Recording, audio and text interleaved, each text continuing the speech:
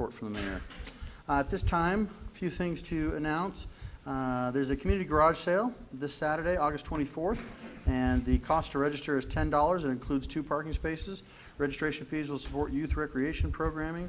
Event setup starts at 6 a.m. and the event hours from 7 to 10 a.m. in the south parking lot at Pecana Park. So if you're the type of person that likes to get out and visit a really good garage sale, then this might be the thing for you. You can contact Rocky Brown at 520-316-6835.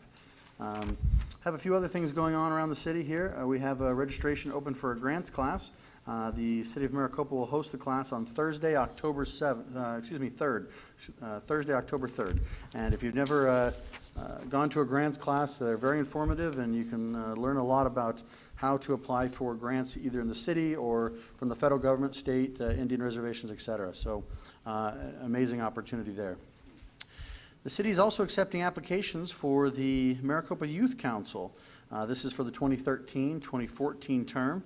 The Youth Council is comprised of local teens between the ages of 14 to 18 years old that live within the city limits of Maricopa, but also, its surrounding planning area. At this time, they advise the city elected leaders and staff on pertinent issues related to the youth in the community. For those of you that know any of the past participants in this youth council, I think that you would each say that it is well worth it. It's been a wonderful opportunity for them to be involved in government at the level that actually yields fruits in such a fashion that I think each one of them has gained a new respect for what takes place on a municipal level. So if you have interest or your child is interested in that, you can also contact Rocky. He's the star of the night at 520-316-6835 or just call City Hall. Also at this time, wanted to announce to the public that we have 2 committee openings. The city is currently accepting applications to fill 1 vacancy on the Transportation Advisory Committee. So if you'd like to be appointed to that committee, then you need to get your application to Vanessa Bueras, the city clerk, right over here. And you can email that to her or fax it over to City Hall, but her email is vanessa.bueras@maricopa-az.gov. We also have a Public Safety Personnel Retirement System Board, or PSPRS, application or spot to be filled as well. If you're interested in that or have questions on it, the same application process applies. And if you can please get your application to Vanessa, or if you have questions, feel free to contact one of us or Vanessa, and we'll be happy to answer those questions. So that completes the mayor's report, and we'll move on to the report from the city manager.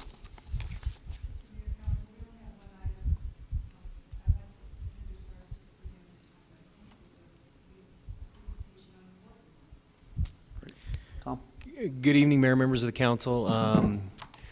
I'm very happy to be here tonight to present an award. As you recall, about a year ago, the city of Maricopa received its first ever award from the Government Finance Officers Association for its financial statements. I'm pleased to announce that we've been notified and been awarded for the 2nd year in a row the GFOA Certificate of Excellence in Financial Reporting. A couple things is our financial statements are a very important piece of what Maricopa does. It's an important communication document. It was very, very important when we went to San Francisco to plead our case to our bond rating agencies, Moody's and Standard & Poor's. When we submit for award, what we do is we submit it to a group of peers. It's a panel that actually reviews our financial statements, makes sure they comply with all the reporting requirements. The award is really what big cities do, and I'm very pleased to say that we are now part of what cities do in terms of financial reporting. Finally, and most important, is what this award represents is a clean audit. A lot of times financial reporting flies underneath the radar screen until something happens in an audit, and then we read about it in the newspaper, and it's a big deal. Well, I'm pleased to report Maricopa has a clean audit. We are commended from our auditors. I was personally on our finance staff. our management and council's commitment to adhering to very tight requirements. And so, Mayor, if you would be so kind as I would like you to present this award to our accounting manager, and it really is on behalf of all the finance staff, but without Rebecca Chitwood, I can tell you this award is not possible. And again, I can't emphasize enough, this is a big deal. Clean audit and our commitment to very quality financial reporting. So, Mayor, if you'd be so kind.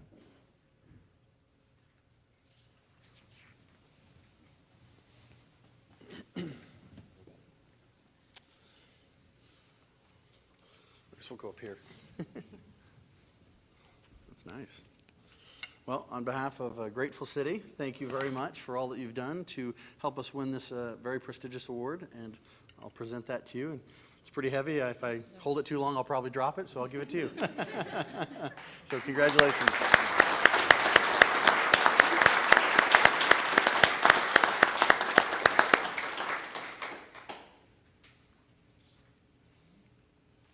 Thank you very much. Thank you. Congratulations.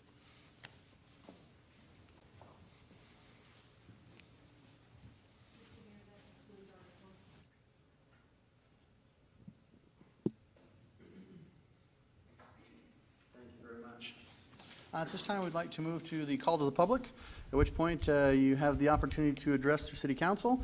At this time, they typically do not respond, so if you keep your comments listed to about 3 minutes, that would be great. And please step forward. State your name for the record. Eric.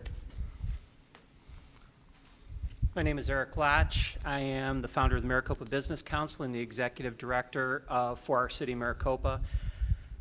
Mr. Mayor, Mr. Vice Mayor, City Council members, I'm here tonight on behalf of the Maricopa Police Department. This is going to be their second annual Shop with a Cop event coming up this year, and tonight is our kickoff. I have provided everybody letters that are going to be going out to the public throughout the valley. We're reaching out this year to take this event and make it even bigger than we did last year. Last year we were able to raise $3,000 and take 16 kids shopping with Maricopa Police Department officers at the local Walmart store. It was a fun event for everybody involved, both kids and officers. This year we've gotten an earlier start, so we have a bigger goal. We're looking to raise $6,000 this year and take 35 kids shopping, hopefully to provide them with a great Christmas event overall. I will say that this event is a national event. You find it going on with cities all over the United States, and being that this is our second one, we're really trying to expand on that, and this program is one that really brings a lot of joy not only to the kids but the people involved. So please, if everybody on City Council, one of the things that recently came to my attention was to challenge all of you to sponsor one child. The cost of sponsoring one child is $110. That cost is, we figure, $100 for spending money and $10 to cover the tax on the event. I know last year, one of the great things was that with the money that was raised and the kids that they took, I believe the number was around $190 that they got to spend. And right at the very last minute, the manager from Walmart, when they were ringing everybody through, went through and gave them another 10% discount so they could spend a little more. So it is an event that everybody partakes in. So there's great benefits to not only Walmart and the community, but to our police officers and what they do, and the impact that it has on this community, on the kids of this community, providing them, especially at Christmas time, an opportunity to have a great Christmas. In that letter, there's, and if anybody wants one, I have copies. There's 2 bank accounts that we've got set up, one with Great Western Bank and one with Chase Bank. Donations can be made directly to there, or you can actually send a check into the Maricopa Police Department Shop with a Cop program, and we will have that information posted on For Our City Maricopa's website. We're going to be doing email blasts over the course of the next couple months, and there's going to be various events that are going to be going on with this. So thank you for your time, and we'll go from there. Anyone else this time? Seeing no one, we'll go ahead and close the call to the public and move on to item 7, the minutes. We need an approval of items 7.1 and 7.2. Have a motion. Can I have a second, please? Second. Motion and a second. All in favor, say aye. Aye. Aye.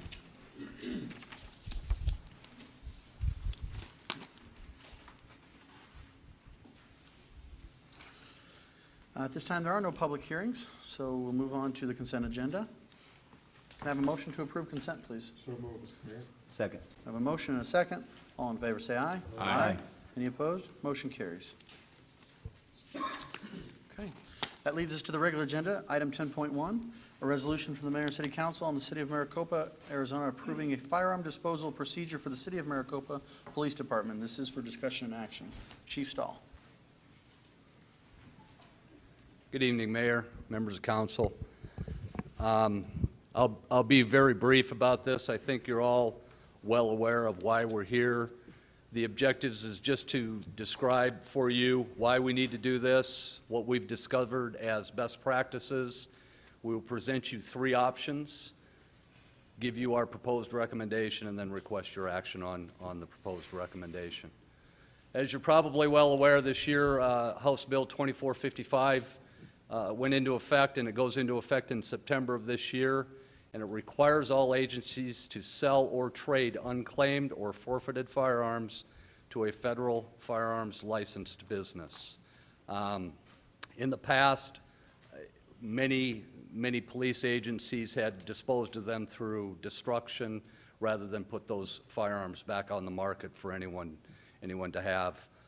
We have approximately 280 in property right now, so we need to, we've gone through the NIBIN testing and E-trace on those weapons to make sure that when we do get rid of the weapons, we want to make sure that they've all been covered and are entered into the system as well.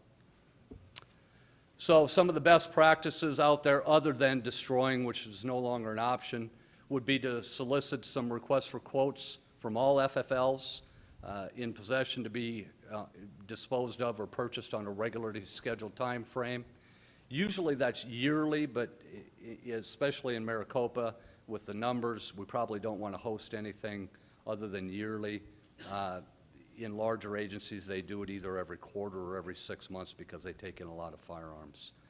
You can solicit from all FFLs, you can solicit from only local FFLs, or our recommendation would be if we're going to do all FFLs, put some kind of a scoring system together where we can give some preference or some advantages to giving it to local FFLs. There is also, many police agencies in the state use the contract FFL out there, the state contract, where they just do a blanket purchase for many of the agencies throughout the state, and they're on state contracts, so you basically get what they give you as far as the price. The third option that we have is to solicit from local FFLs, from all FFLs actually, to trade for either ammunition, firearms, equipment, or other materials that we might be able to use exclusively for law enforcement purposes. The law does allow us to do this. It specifically states it in this terminology, in that fashion in the law, and it tends to be somewhat advantageous. One of the things that I kind of want to explain too is when you put out the request for quotes, out of the 280 weapons that we have, firearms that we have in our possession, some are not usable. Some will probably never be usable because they're so beat up and things like that. When we put out the request for quotes, some agencies put out different bins where they'll let you quote on one bin of the unused ones and the bin of the used ones. We don't have the resources to do that, and I'm going to suggest that we just sell them all in one collective item, and you're going to buy them all whether they're used or not usable. So our recommendation is option number 3. With our tight budget, there is some equipment, whether it be ammunition, whether it be other firearms that we might be able to purchase for our specific use. And it changes from year to year. Sometimes we don't need actual firearms, we need less than lethal equipment. Or some years we might need some other tools that these vendors have access to as well as us. So when we put out the request for quotes, we'll give out they'll come back with a dollar amount that we can submit, and then we kind of go shopping on that dollar amount at that FFL. So it streamlines our process. The other advantage of this is if we do sell the firearms in the one big lot, all that money goes to the general fund. It doesn't come back to the police department, where the police department is the one that, we're the ones that responded to the call, we're the ones that seized the items, we're the ones that processed the items. We would like to get something back for that service provided. So this way, the money does get used by the police department for law enforcement purposes, helps out the taxpayers in that same fashion as well. So that's the option that we are presenting, and I'm open to questions. Questions, council? Thoughts, concerns? Mayor? Yes, So to Councilman clarify, is it just option 3 that the funds would go back to the police department?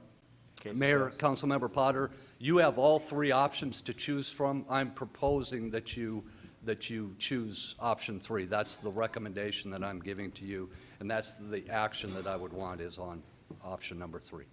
But in that case, the funds would go solely to the police department? Or would that be the general fund one?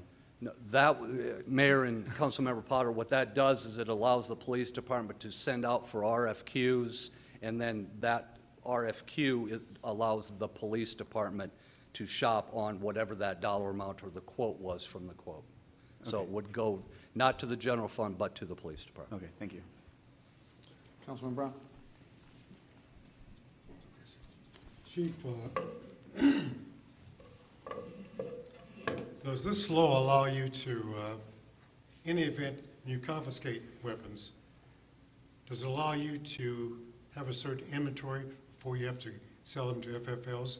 Or do they require you to piecemeal, have to get rid of them as soon as they come in? Mayor and Councilmember Brown, it allows us the discretion of doing that. It does not set a limit as to a certain threshold that you have to keep. What it does do is it says a reasonable time frame. So if you don't do this for 5 years and you've stockpiled a lot of firearms, the state checks regularly and audits you to see whether you're getting rid of your evidence in your evidence facility. And we audit ourselves as well. So we'll know about when that threshold is. I don't want it to get to 280 again, but I also want to allow our people the time frame and to allow us to hold the firearms long enough to do the NIBIN testing and the E-trace verification to make sure that weapon, before we get rid of it, has not been involved in a crime. Thank you. Councilman Gussie? From your experience, what option would produce the most amount of funds? Mayor and Councilwoman Gussie, there is no advantage one way or another. When you do requests for quotes, quite often, you would have to ask the FFLs for the most part, but I would say they probably allow you to do shopping sprees on a little more money than they would give you cash. They already have, they can buy it at their cost, which means they can let us have at their cost as well. So I would venture to say option 3 would get us the best bang for the buck. But without being in their books, I couldn't say that. Mayor, I have another question.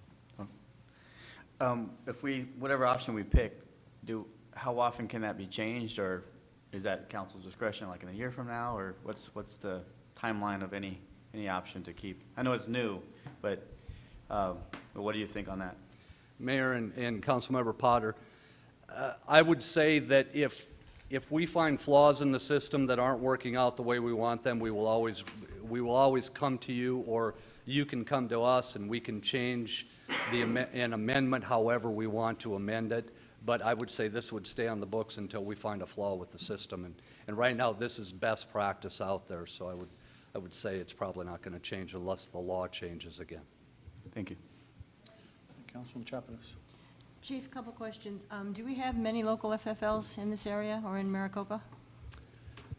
Mayor and Councilwoman Chapados, we have two that I'm aware of, two local FFLs.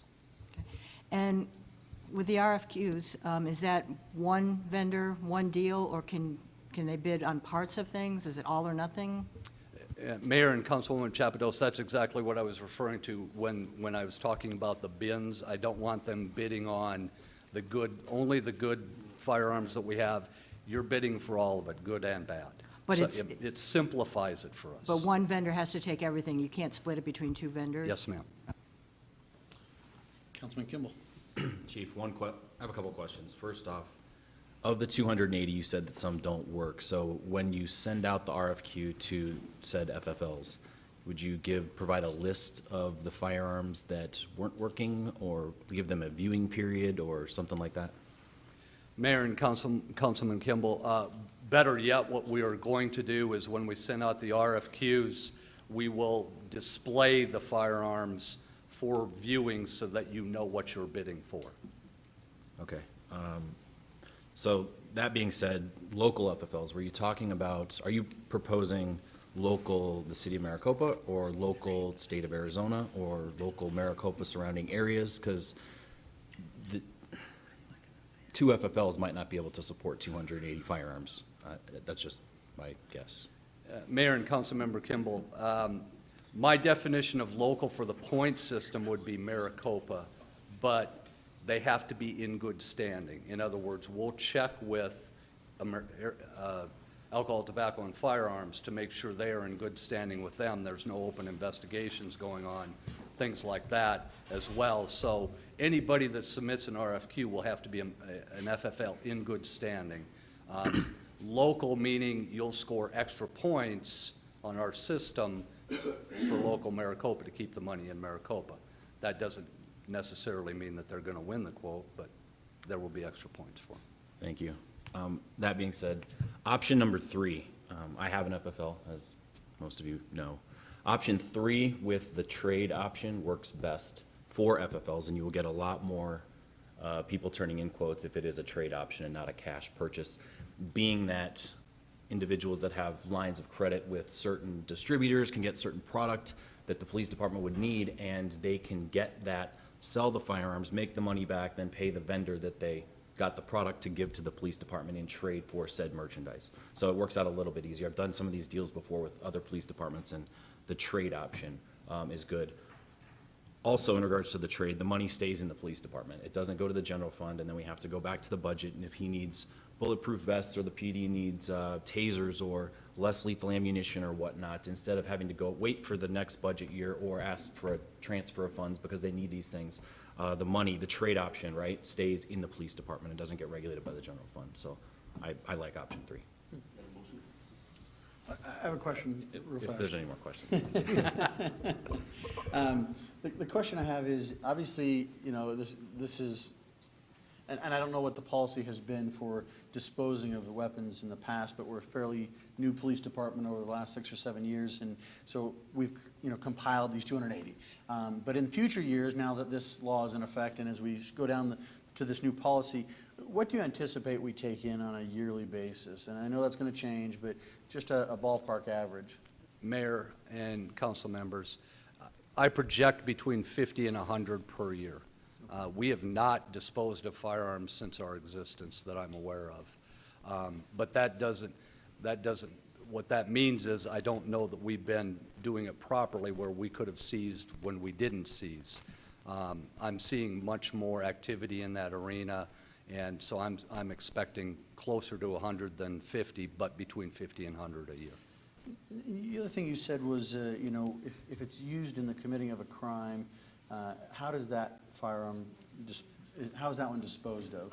I mean, does that go through a process, and once the case closes and evidence is all sealed and it's all done and finalized, and obviously we have a records retention issue, but on an evidence where we follow this law, does that get sent someplace separate? You know, if it was, let's say it was a murder weapon. Does the murder weapon get destroyed and melted down? Does it get logged and sold as part of this? Yeah, I'm just curious, because you'd said how that plays out. Mayor and members of council, any legal firearm, whether it's used in a crime, as soon as that crime is adjudicated and all the appeals processes have been exhausted, county attorney or whatever prosecuting agency is behind it sends us a notice that we can dispose of that firearm. And that firearm will most likely not be destroyed unless it's modified to the point where the illegality of it can no longer be fixed. And I don't know what those circumstances may be. I doubt that there ever might be that circumstance. But it will most likely go into this bin and be sold as well.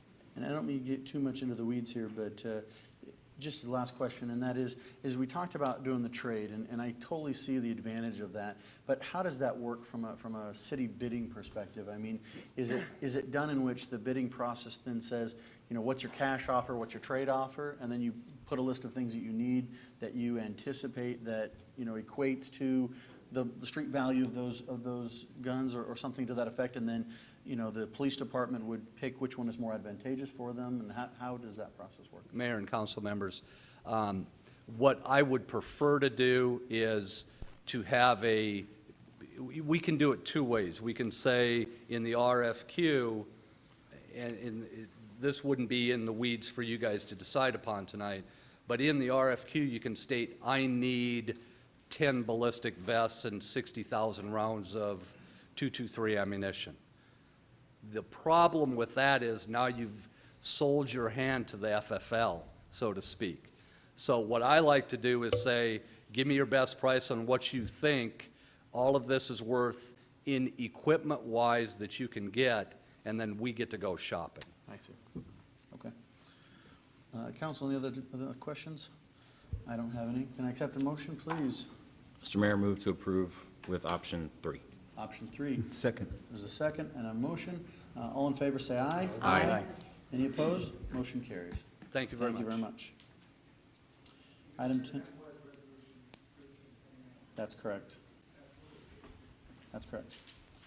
10.2, Mayor and City Council to discuss and possibly take action to determine the compliance review process of the Development Impact Fee Program, which would include either A, formation of a 5-member advisory committee, or B, conducting a biennial independent certified audit. This is for discussion and action, and Tom. Yes, good evening, Mayor, members of the council. As you recall, we had the consultant out that sort of kicked off the impact fee review process. One of the things that we need council direction on at the beginning of this process, or before we take action on fees, is a determination of how the impact fee program is reviewed. And per state statute, we have two options. The first option is we can form a 5-member advisory committee, or the second option is we can conduct a biennial independent certified audit. There was some short discussion back in June. I've brought back some pros and cons. I'll go through them briefly and certainly open it up for discussion. What is the compliance review? What would the advisory committee or the independent audit be looking at? They would look at the infrastructure improvement plan, which is part of the impact fee process. They would examine what the city has collected and spent in our impact fees, specifically our impact fee funds that we set up in order to account for these things. And then they would evaluate the inequalities. And basically what that means is, in their view, are we following the intent of the law, is basically what it would be. So again, it would be either the advisory committee coming back with a report or an independent auditor coming back with a report. Pros and cons of an advisory committee. The pros is it does allow input by the home building industry and other industries as set forth in state statute. The cons is there is no council or staff representation of the committee. State law specifically prevents that. And another con is it will require staff resources to guide this advisory committee, not only to guide the advisory committee to coach the advisory committee on state law, what's appropriate and what's not appropriate. The biennial audit, the other option, the pros are it's an independent audit by an audit professional who does this for a living and that will be conducted every 2 years. The cost of the audit can be funded from impact fees. What that means is no impact on the general fund. We can charge the cost directly to our impact fee funds. Another pro is we could still do outreach, and there is intent to do outreach to the stakeholders. In other words, the real estate development industries as we go through this impact fee process. And we are required to publish our report and post our report on the city's website. The con for biennial audit is the cost. As no city in Arizona has gone through an audit process before, because this law is relatively new, we estimate the cost between $5,000 and $15,000. There's different schools of thought on that. We have our audit each year of our federal programs at City of Maricopa. That costs about $5,000. So what we're saying is the cost of this every other year would be in the neighborhood of $5,000 to $15,000. Again, charged to the impact fee funds. Lastly, the league did do a survey, the League of Arizona Cities and Towns, on what communities, municipalities intend to do. 24% intended to use the advisory committee approach. 76% intend to use the biennial audit approach. I do have a recommendation in the staff report. We are recommending the biennial audit approach for a couple reasons. One is it's from an independent auditor. They understand the legal requirements. We anticipate the auditors will get into this niche market, understand it, be able to report consistently on our compliance with our impact fees. The other thing is we do still have the option to get the home builders and all the stakeholders involved in this process. So we really can comply with the advisory committee without the administrative burden, if you will, of kind of mentoring this process. We apologize. We're suffering technical difficulties up here. No So issues. my apologies. No issues. I'd be happy to go through this entire presentation again. Keep going. You're doing good. And with that, open it up for questions. And again, we are looking for direction from council tonight.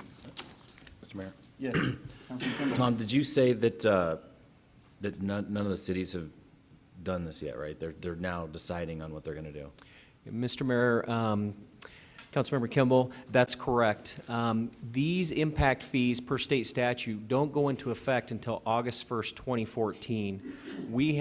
Council has to take action on our intent to go one way or another prior to us implementing these fees. So there will not be an audit, let me do some math here, but probably till about 2016, which is when the first biennial audit would be conducted. And that's the same for all municipalities in Arizona. Thanks. I was just getting kind of worried, like if we have to jump into this now and there's no company that's done it yet, that would be kind of tough. But they'll have time to catch up and learn the process. That's and all correct. that. There's no municipality that's had to go through this, nor the advisory committee route. Thank you. Mayor. Yes, Councilman Potter. Tom, you mentioned the impact fees for the certified auditor could come from, or could pay for the certified audit. And how much, is there an estimate how much resource that would come from staff with the advisory committee? Is there you have a number or an estimate? I know it's hard to gauge, but like how long would they meet? How often would they meet? Staff would guide them, but is there any other professional input, or how would all that work? That's actually a very good question. The advisory committee would actually have to meet and review this once a year. The biennial audit is biennial, so it would be done every other year. So there is a little bit more staff effort for this advisory committee. Additionally, it really puts staff in the position of being able to educate the advisory committee of what the law says and what Maricopa has to do to comply. We felt it better just to bring an independent body in to make the compliance determination, if you will. Councilman Brown, did you have another question? Just one more. So the impact fee that pays for the auditor, and another way to look at it, though, would be less money used for other things as far as what the impact fees could go to if it weren't going to the auditor, right? Is that a fair statement? Mr. Mayor, Councilmember Potter, that's correct. There's about we estimate $5,000 to $15,000. Again, no municipality's gone through this yet. We just don't know. But we just base that based on what we pay for our single audit. So there is a cost there. On the flip side, there is the staff time and the staff costs that we would avoid by having someone independent come in. Okay, thank you. Councilman Brown? Tom, did you say that the advisory committee would consist primarily of builders and developers? Mr. Mayor, Councilmember Brown, I can refer right to the state statute in anticipation of the question. My glasses just broke, so bear with me. What state statute says is at least 50% of the members must be representative of the real estate, development, or building industries, of which at least one member of the committee must be from the home building industry. Members shall not be employees or officials of the municipality. And you had 26% municipalities would prefer to go that way? Mr. Mayor, members of council, that's correct.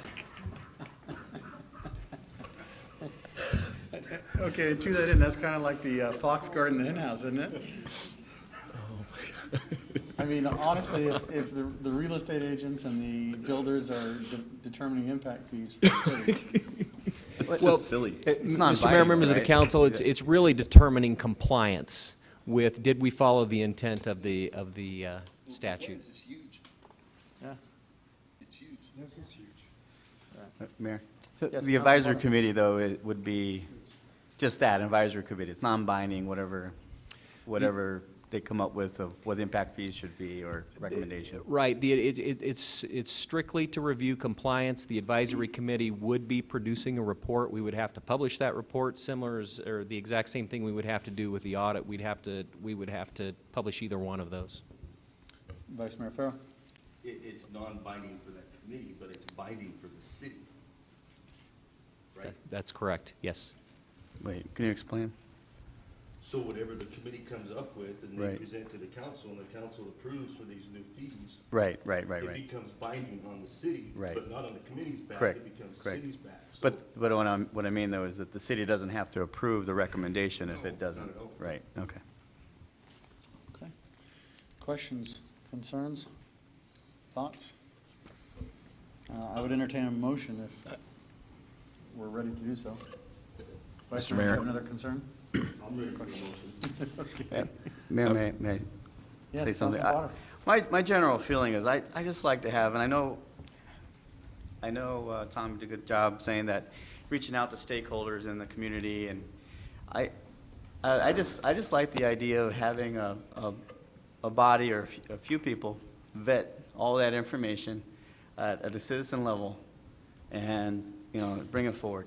I'm really a proponent of having more citizen involvement and, reviewing, and I know it takes some staff time, but it's just, to me, the pros of that, of having more involvement, of having, since being the first time, and development impact fees being a big question of how it helps or hurts or economic development, I think it's good to have that vetted out through an advisory committee, such as, what's being in the statute. So that's where I fall. And I know where the staff resources are lean and mean at this point, so that part tugs at me. But just the general, I'm a proponent of having more citizen input, and the committee just vet it all out. Is that a motion? Hold on, Councilman Chapados, and then back to Councilman Campbell. I too am a supporter of increased community involvement, but when it's appropriate. And I think one of my major concerns is the burden that this would place on our staff right now, given some of the other major projects that we're dealing with. Also, it's a new process. Nobody else has done this before. Am I correct in understanding that if we wanted to try the biennial audit to start with and say, maybe after a few years, maybe we could change it and do the citizen review committee? Is that an option? Mr. Mayor, members of council, that's my understanding as well. We could go back, and if we determine that the biennial audit is not working, council could take subsequent action to go to the advisory committee approach. Okay. On this one, I would definitely support the biennial audit. I think having experts look at it, especially when it's a brand-new procedure, I think that it would be very cost-effective. And if we want to change it down the road, let's see how it works first. Councilman Kimball. I think Councilwoman Chapados said exactly what I was going to say. So I would move to approve 1359 for the biennial audit. Second. So we have a motion and a second for the biannual audit. Any further discussion on the issue? Can we move to a roll call vote, please? Yes. Councilmember Potter? No. Councilmember Chapados? Yes.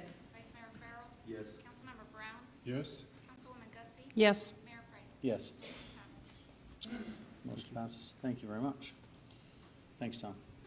All right, ordinance, this is 10.3, this is ordinance 13-06, an ordinance of the mayor and city council of the city of Maricopa, Arizona, amending section 2-71 of the Maricopa City Code to hold the regular city council meetings at Maricopa City Hall. This is for discussion and action. It's pretty straightforward. Does council have any questions on this issue? Mr. Mayor, I kind of want to stay here. I'm kidding. All right, the rest of the council will be meeting elsewhere. Vice Mayor Farrell. You know, Mayor, when I saw this item on the agenda, I gotta admit, I got a little melancholy, and I started thinking back on all the places that we've met for council meetings, and all the places that we've met for executive session. And the melancholy stopped, and I just started laughing and having a good time with it, because we have been in some really funny places, but it was with huge excitement when I saw this agenda item. It's something that I've dreamt of and I've been waiting for now for 10 years. And to see it on the item is very exciting. To know that it's a month away is even more exciting. And with all that said, Mayor, it's a great honor for me to approve agenda item 10.3. So we have a motion and a second. With that, we need a roll call, please. Councilmember Chapados? Yes. Vice Mayor Farrell? Absolutely. Yes. Aye. Yes. Yes? Yes. Thank you. And finally, on our agenda tonight is item 10.4, Resolution 13-30. This is the Mayor of City Council of Maricopa supporting the City of Maricopa's execution of proposed settlement agreement and the rate adjustment applications of global water resources. We're going to have a presentation by Paul, and then this will be for discussion and action. Prior to moving to council discussion, I have 3 speaker cards for Linda Huggins, Eric Schmidt, and Shelley Reith. So we'll go in that order, and after Paul speaks. Mr. Mayor, members of council, thank you very much.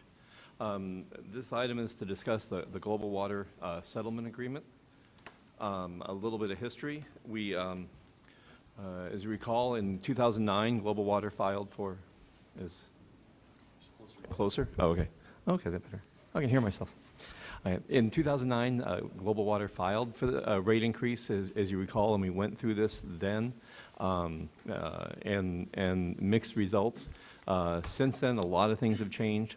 We were, surprised when they came back so soon, but many things have changed. There had been the workshop on the ICFAs, the fees that they collect for their development. The Maricopa had entered into MOU with Global, so we had made some progress with that. But one of the biggest changes, the majority of members of the council had turned over, and the majority members of the Corporation Commission had changed over. So when they filed this rate case, there's a lot of new things happening, different players and different items going on. So we jumped forward to basically January, February of 2013 after the rate case is filed.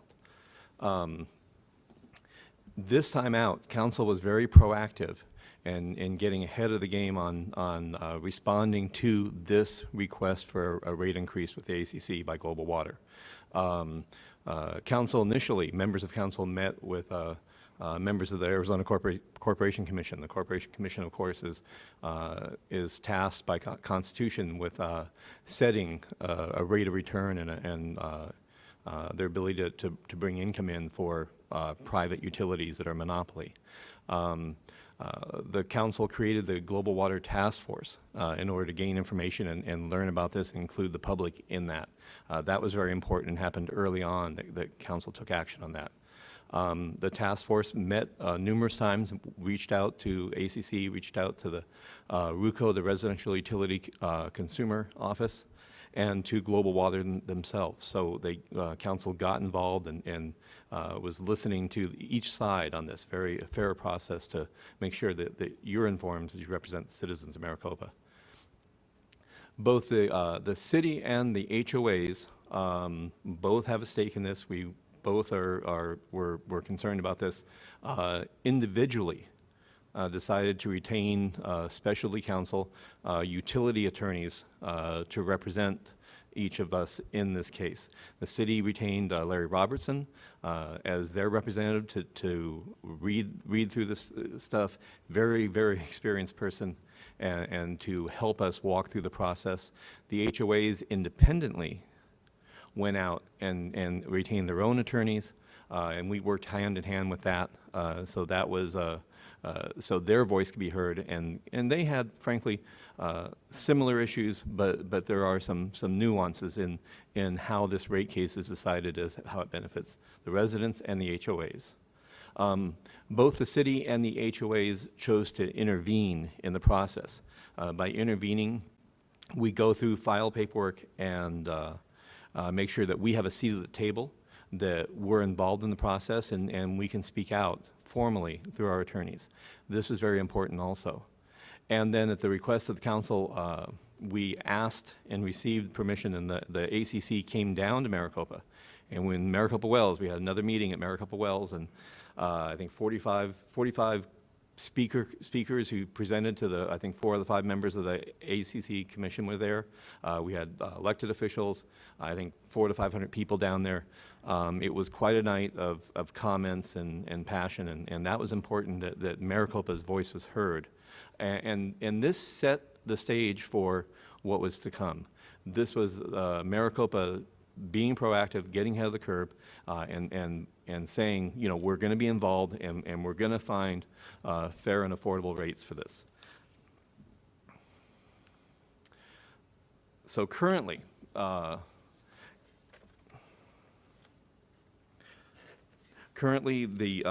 July 10th, 2013, Global requested to enter in settlement discussions.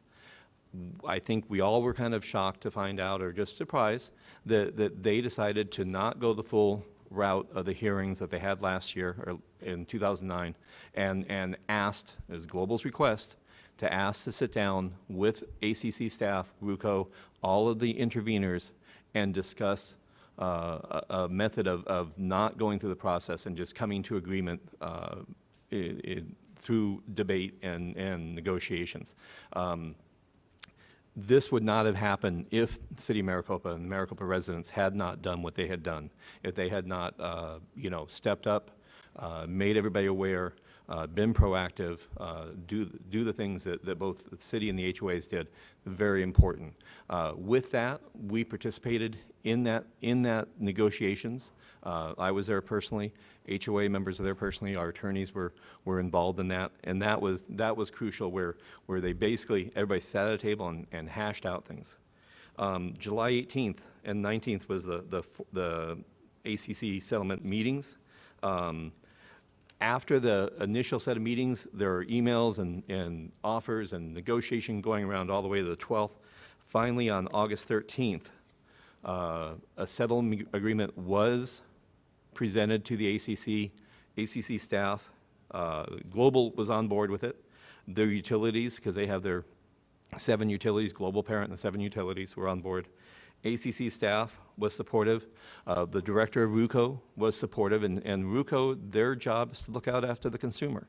The governor, the state of Arizona has ACC to manage utilities. RUCO is an office just tasked with looking out for the consumer, for the little guy who has to pay the bill.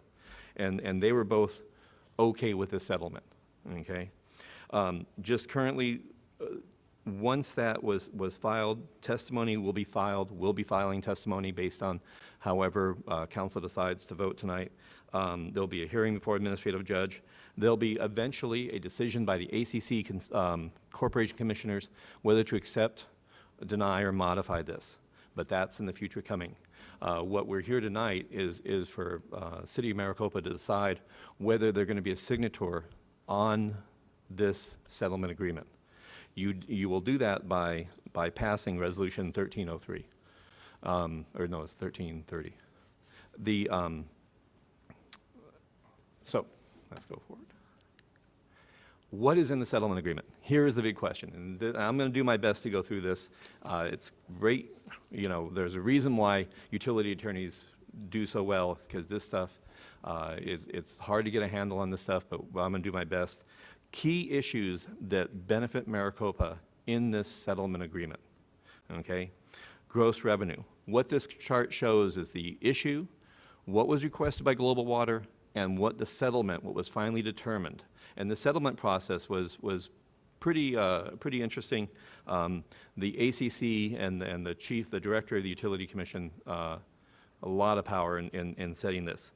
Initially, Santa Cruz, for Global Water requested for Santa Cruz and Palo Verde, for Santa Cruz, 2.7 million, and for Palo Verde, 3.6 million. What was finally agreed to for Santa Cruz, 1.5, and for Palo Verde, 1.8. As you can see up here, a 44% reduction for Santa Cruz, 51% reduction for Palo Verde in the gross revenues that they were requesting. So basically, the total amount of profit or return on investment they would collect was lowered, okay? Almost as importantly, the request by Global was for effective immediately to have these rates go in and all at once with the phase-in based on the MOU. The settlement is an 8-year phase-in with 0 increase in year 1, and then the next 7 years the gross income is collected. Total rate increase. These are numbers and they just show the magnitude of the change. Initial Santa Cruz 29%, Palo Verde 24%. This is the total rate increase for the median residential customer. The median residential customer, you take the lowest bill and the highest bill, you average it out, and that's the median customer. And so it may change depending on your situation and other things, but that was one of the apples to apples comparison that we used through this. Not all through the whole thing, but when you talk about median residential customer, it's a way of comparing apples to apples. So it went from Santa Cruz 29% down to 14.9, almost half, a cut almost in half. Palo Verde from 24% to 14.4, not quite 50%, but still a significant reduction in that. The phase-in was very important. I think the phase-in was triggered by our city council working to get this phase-in in the MOU. And I sat in these rate hearings, and the phase-in was the idea that Global had embraced with us, and ACC took that even further and did a number and did very well with it for us. The request would have been the total gross revenues phased in with a cap of 5.3 annually until they got it all in there. They would get all that money. Global would receive all that income, but the rates wouldn't hit the citizens except for 5% a year, but eventually it would all hit, okay? ACC came back with his 8-year phase-in, 0% increase in the first year, so you don't have the rate shock, okay? Average increase of 1.3%, and you have the lower gross revenues, the less increase per year, phased out over 8 years, and then no recovery on delayed revenues. If they didn't get it that year, they didn't get to pad it in at the back end. This was huge. This is where we get our savings. Okay, the fact is they can only collect so much and they can't make it up somewhere else.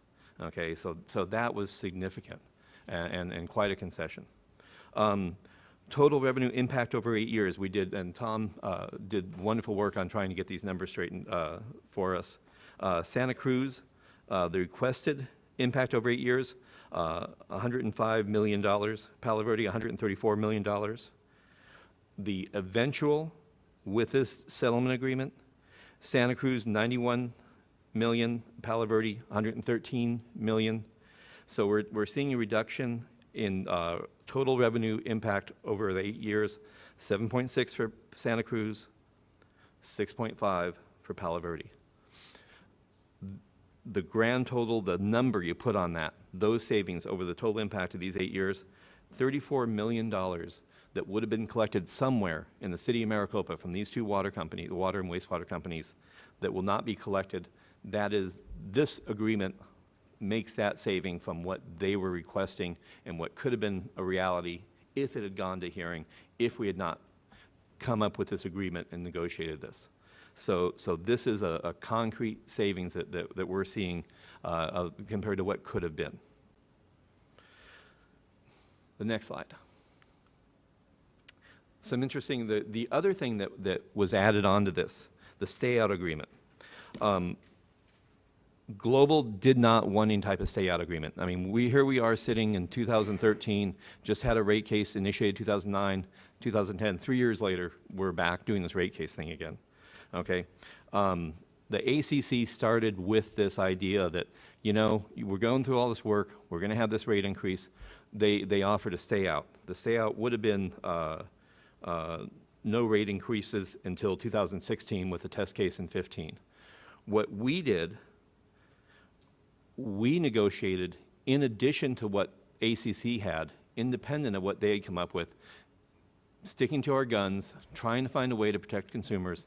Maricopa City Council asked for and received concession from Global with an additional stay-out year. What this means is there'll be one more year before Global will be allowed to come back for whatever reason and ask for an increase in their rates. Doesn't mean they're going to get it, but just to start that process again. This gives us 5 years before we'll see another event like this. So if, and this is only if Maricopa City, the City of Maricopa chooses to be a signator on this settlement agreement. It's in there. I'm going to read this to you because this is interesting. This is the settlement agreement that you can get off the website, okay? On page 4, revenue requirements and rate increase provisions, rate stay-out agreement 2.1.1, it says, however, if the City of Maricopa joins this agreement as a signator, then Santa Cruz and Palo Verde will not file a rate application before May 31st, 2017, and the test year of the next, for the next rate case for Santa Cruz and Palo Verde may not end before December 31st, 2016. That is a year later if the City of Maricopa joins this agreement as a signator. If, for whatever reason, the City of Maricopa, the City Council chooses not to approve this resolution and join as a signator, it will default back to the 2016 and 2015 test case. So the one concrete advantage that the City of Maricopa has negotiated is the ability to gain an extra year where the city, Maricopa City residents will be protected from having to fight this fight again. So that's something that the council has achieved and can accomplish by approving this. Okay, I go back, I digress. I apologize. Oh, the one thing I will tell you that with a rate increase of May of 2017, theoretically, you wouldn't actually see, even if all this happened, you wouldn't see new rates until 2018. So it's an extra year just in all this process. Okay, recycled water. This was a big issue for the HOAs. The request by Global was to increase recycled water rates from 57 cents per 1,000 gallons to $2 per 1,000 gallons. Now, when that came up, ACC and RUCO are like, okay, that sounds good. And the HOA attorneys and we're like, well, there's some problems with that. That's about a 450% increase. And they're like, well, you know, you went back and forth. What ACC and RUCO did not understand was the majority, 90+% of that, everybody in Maricopa is in an HOA that uses the recycled water, and this affects pretty much everybody. Long story short, through all the efforts, they negotiated down a recycled water fee capped at $1.64 per 1,000 gallons and an 8-year phase-in, no increase the first year. So this is a win for the HOAs. And I think that's why you'll find a majority of the HOAs, and I think we'll talk about the numbers, are leaning towards, 4 have signed and others are leaning towards supporting this. Hookup fees. Now we're getting into ICFAs. The ICFAs, and I wrote it down and I left a thing, the technical information for what an ICFA is. I'm gonna look for Tom. Can you, when you have a second, can you explain, or can you just say the ICFA is what now? I wrote it down and I forgot. Infrastructure Coordination Finance Agreement. I left it back on my table. You think after all this I'd have that memorized, but Mayor, you have, and that's good. Okay. ICFAs was the big issue in this debate.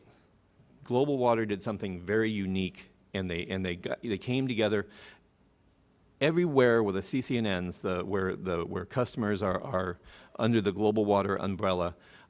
Builders and landowners were asked to sign these ICFA agreements, which was a promise that if you go into a contract to give us money, and we will provide you with water and wastewater infrastructure. It was very important for builders to have that source of water, and historically that was an issue when we first started developing. So there are actually $1.4 billion worth of ICFAs all out there in the city of Maricopa. Only about 69 million, and I did say billion before, 69 million have already been triggered and fallen under the umbrella, but there are many more out there. One of the important things with the ICFAs was to put an end there. So what ACC asked is that they convert ICFAs to hookup fees.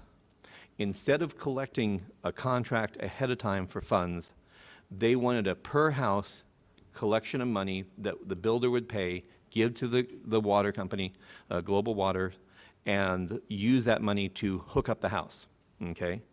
They started at $500 per hookup fee for Santa Cruz, $500 for Palo Verde. By the time that the negotiations got done, we were at $1,250 for Palo Verde, $1,250 for Santa Cruz. This number is very significant because this is money that the builder pays to the water company, and the water company does not get a rate of return on that.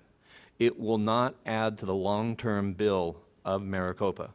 The more money you have in hookup fees that is used to pay for this infrastructure, you don't have to pay the debt service, you don't have to pay the investors back, they don't get the return on equity on this.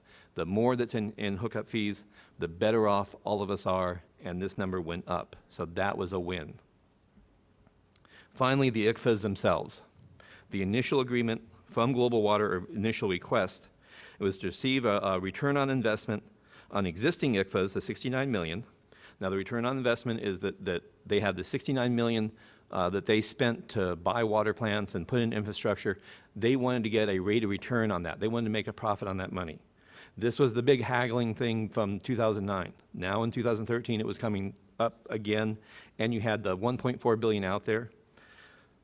In the settlement agreement, ACC, SAF, RUCO agreed they will let the 69 million, let Global Water collect the payment of equity on that 69 million, bring in the rate base. In exchange, no more ICFAs. This is the stake through the heart of ICFAs. No more future ICFAs. Any current unimplemented ICFAs will be turned into HUFs, hookup fees, but they will get on the ones that they've already initiated and have paid. The money that they've already collected, they'll get to use and get a rate return. It's very complicated. It's detailed somewhat in the agreement, but it is very important for the future of Maricopa and the future of Arizona water rate cases to deal with these ICFA agreements and put an end to them. In all of the United States, the only people ever using ICFAs was Global Water and their subsidiaries. And I think ACC and RUCO are happy to put this behind them by supporting this. ACC and RUCO have done away with any more ICFA battles, and so we won't be back talking about whether they apply, how they apply. This 1.4 billion is going back to a regular contract with hookup fees and payments to Global, but they're not in this mix. This is very important. In Maricopa, we allowed 25.9 million on past ICFAs to be included in the Maricopa rate basis, okay? Any future ICFAs in Maricopa will be split. The money will go to HERF, no rate of return. Any money above that, that builders have signed a contract with Global, they'll pay Global, and they'll deal with that and do what they want with that. But it does take it out of the rate base, out of ACC control, and hopefully I'll never have to say ICFA again. So, okay. Questions? So, with that, I offer discussion and questions, and I will do my best. If I get in hot water or deep water, I'll throw it to Tom. And Before we move to council questions, let's have our speakers come up. First, we'd like to invite Linda Huggins. The next will be Eric Schmidt.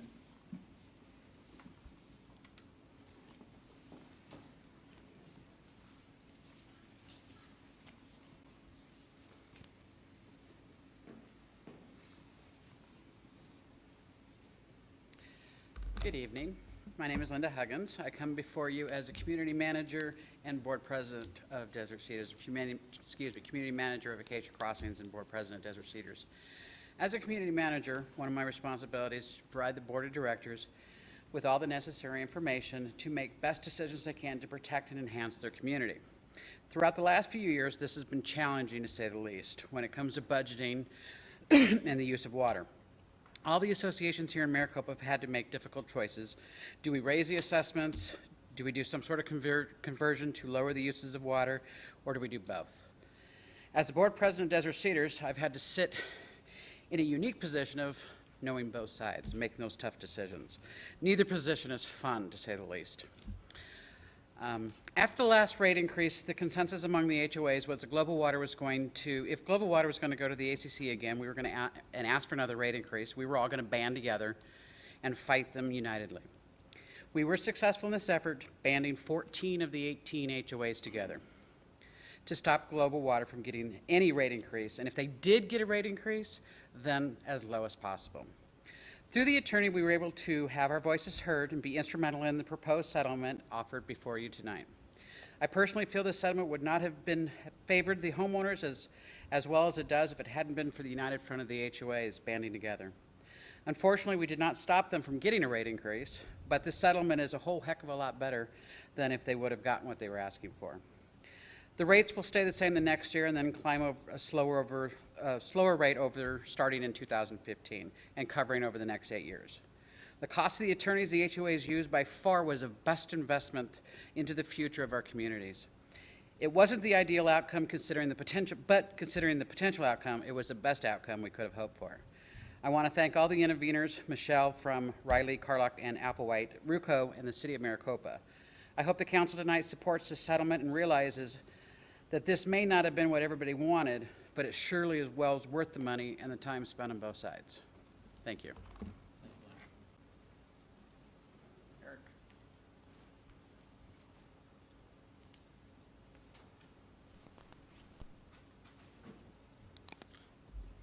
Good evening, Mayor and council members. My name is Eric Schmidt. I am the president of Maricopa Meadows HOA. I'm a homeowner. So obviously, I would have preferred Global got not 1 red cent, but I'm also a realist. So I realize that there's going to be some sort of an increase. And from an HOA perspective, our community is unique. We are on the reclaimed water. And that was something that last time really hurt our association with the amount of additional cost. This rate increase is so much better for us as a community. The fact that there's a phase-in period for it, and even the maximum they would get in 2021 is still less than what they wanted to start 2014 with. So as a community, we stand to increase our water budget by $20,000. Originally, it was going to be an additional $120,000. And that's on 1,626 lots. That's a very large sum of money that would have to be passed along to the residents, or we'd have to do cutbacks. I mean, similar things that you guys have to deal with as a city. So we talked about it and we discussed it, and all of the different things that have been put out for us as a resident, I support it. I like the fact that it only hits me at what would appear to be like a cost of living adjustment. It's not a huge hit to my pocketbook right away. And from the HOA perspective, it's the same thing. It's something that's very easy to manage the additional expenses because it goes up such a small amount by perspective each year. So I do hope the city council does actually support this resolution. It really is nice. I'm very happy the city also was able to get an extra year before we have to hire another attorney. So we do appreciate it. Thank you. Thank you very much. Shelley?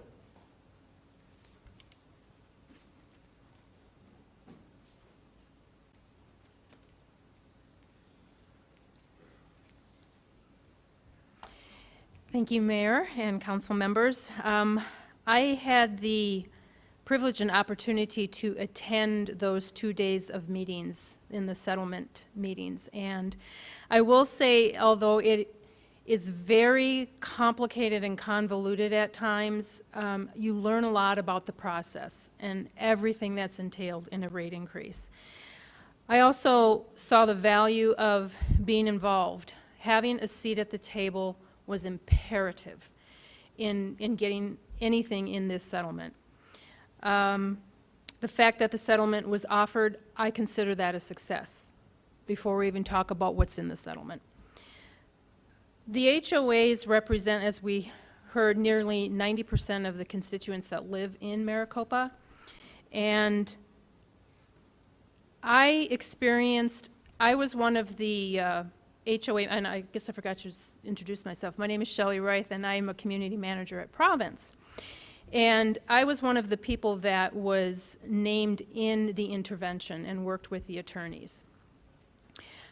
I got to go to the task force meetings that the city had, and I got to go to the ACC settlement hearings, and all of that was imperative, but I think what made us successful and strong is the united front we experienced.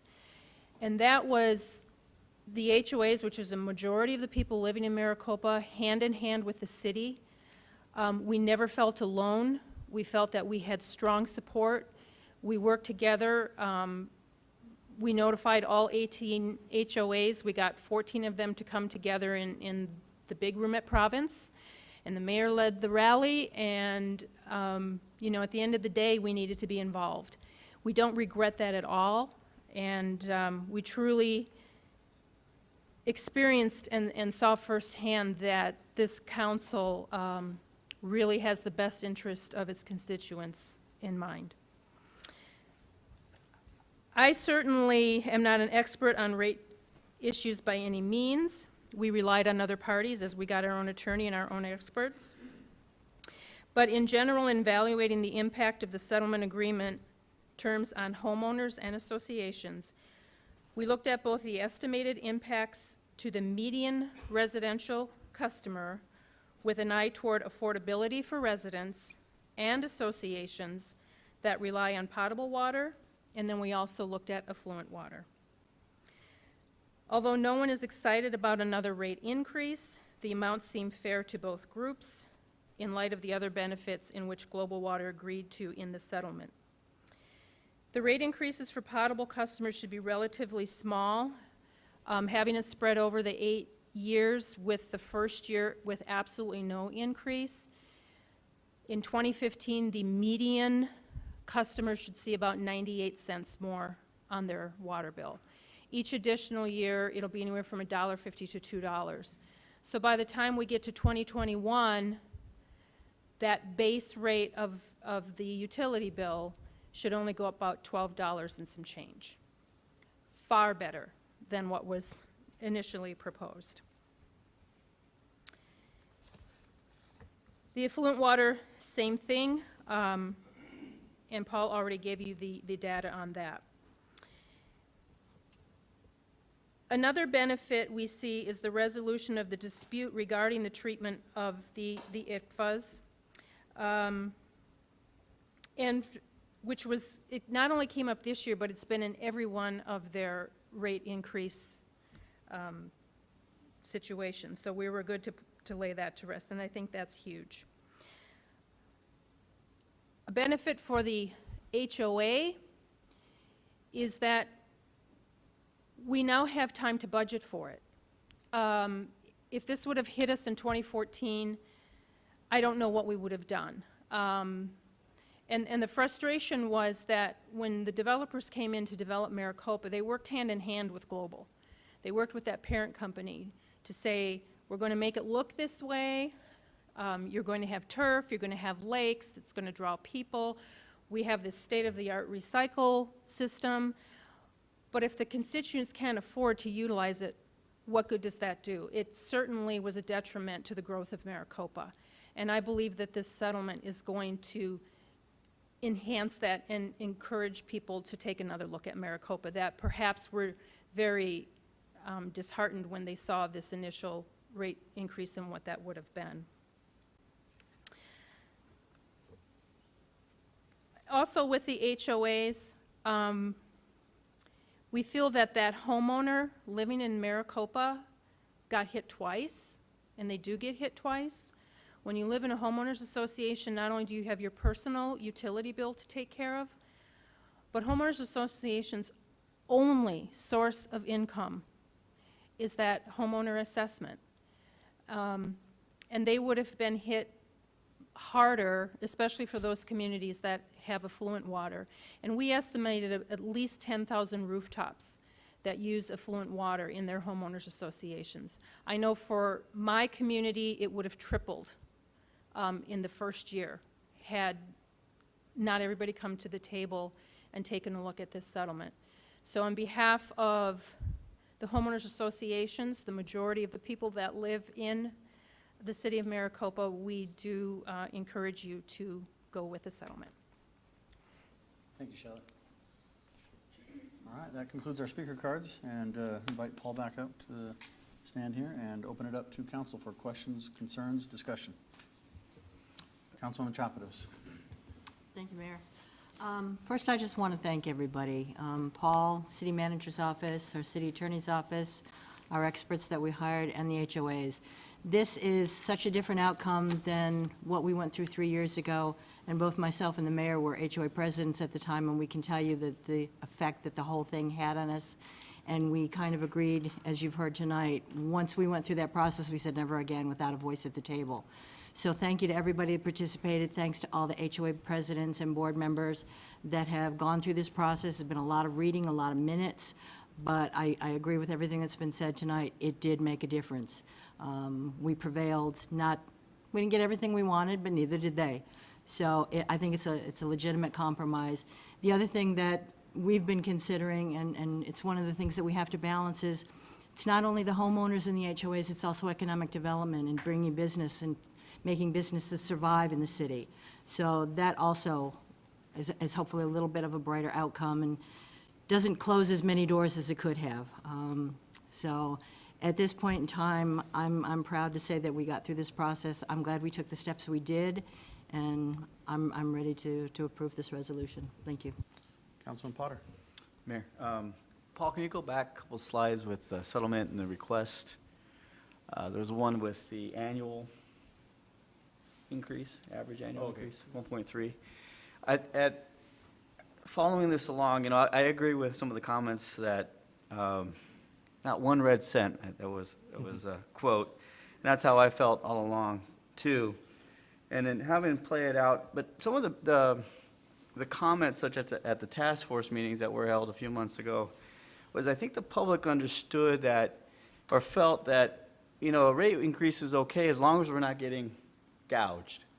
So, and then as long as it's a moderate, they understand, like what was said was standard of a cost of living adjustment, for example. So thinking back and all that, and again, the United Front and the HOAs and the testimony by the HOA board members, the presidents, again, I think it worked out. It worked out as best as it could. Not as good as we probably would have wanted otherwise, but as best as it could. And I agree with Councilwoman Chapados that I move to approve Resolution 13-30. Have a motion on the table. Second. Have a second on the table. Is there further discussion on this item? Councilwoman Gussie. I just had a comment. We kept hearing that we had a voice at the table because we all joined a united front, as you had put it. And we all know the saying, if we don't have a seat at that table, we're going to end up on that menu. So we made sure this time that we didn't. And that's the only comment that I had on that. I guess I would have a comment on this as well. Those of you that know me know that I'm not real fond of this whole issue, and you know, I vowed a long time ago that, you know, I would fight at every turn on this issue. I think I sound like Winston Churchill. We'd fight them on the beaches. We'd fight them you know, and that's just kind of the way I felt. But at the same time, you know, my job as a policymaker here on this council is to balance and mitigate risk. And I see that, you know, the risk of the unknown is so much worse off for the constituency than the risk before us here. And I think that, you know, when you evaluate this careful dance, what you see is that, you know, you have to have a seat at the table, you have to go in swinging, and you have to fight till the fight is completely done. But at that same time, you know, even in fights, there's a time where, you know, you can step out and you can work things out. And I think that that is what's before us here today. I agree. I'm a ratepayer, and I don't want to pay one more red cent to Global Water. I just don't. But at the same time, I see that if this goes through what the process that happened last time, where it gets fought out to the very last second at the ACC, you know, certainly as I look at these things listed here, you know, I can't guarantee that the ratepayers are going to ultimately save $34 million. I can't guarantee that they're going to stay out for as many years as they've agreed to. I can't protect that ratepayer any more than this. And I want you to know that, you know, this council and the HOAs acting together, we literally went back and kept asking and kept asking and kept asking for more. We asked our attorney, is there anything else, any stone unturned? Is there anything that we can go for, that we can get so that we can protect our consumer even more? And you know, I think we surprised even him with how aggressive we were on this. And at the end of the day, you know, having more people on our side, working collaboratively with the HOAs, sharing experts and costs and those different things, I think what we have before us is the very best potential outcome.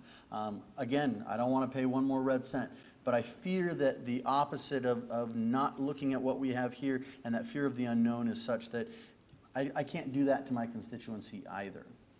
I want you to know that this council and the HOAs and myself included, I mean, the amount of time, the hundreds and hundreds of hours spent on this case so that we'd know every little intricacy. I even learned what a NICFA is and know what it says and stands for now.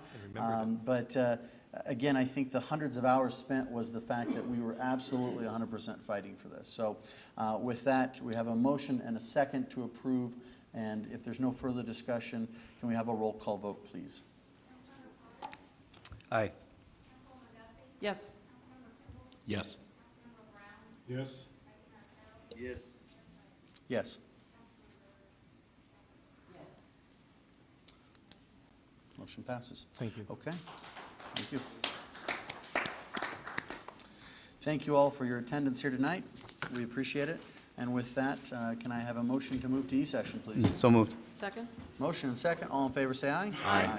Thank you. We'll see you in a couple weeks.